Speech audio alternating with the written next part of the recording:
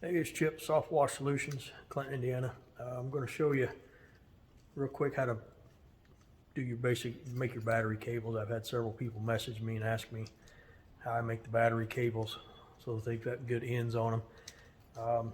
Some of the tools you're going to need, I like to use these little butane torches. You can use a propane torch, but they're a little bit harder to control. They're kind of overkill. You get too much heat on there.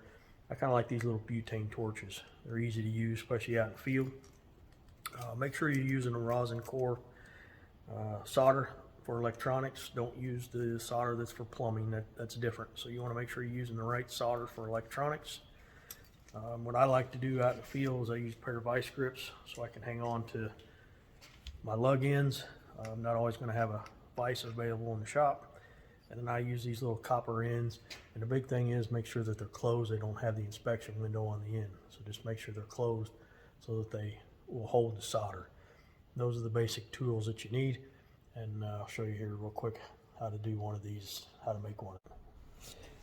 Okay, so basically what I like to do is I'll put it in vice grips here, just kind of hold it level. This works good when you're working inside your trailer or someplace where you don't have your vise. You just need a level surface. You just kind of want to get it hot. Then you're going to fill up that little cup with the solder once it starts to melt.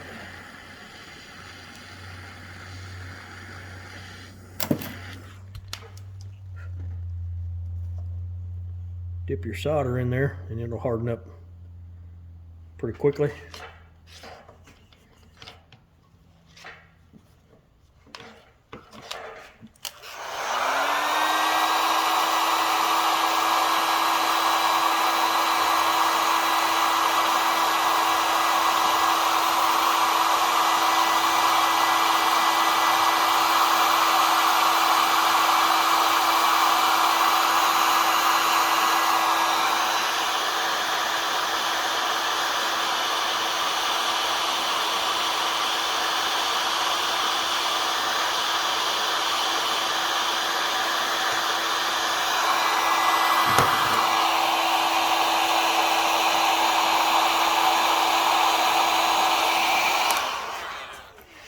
There you have a nice battery end, and I use the heavy duty heat shrink tube that's got an adhesive in there so that you get a nice good seal.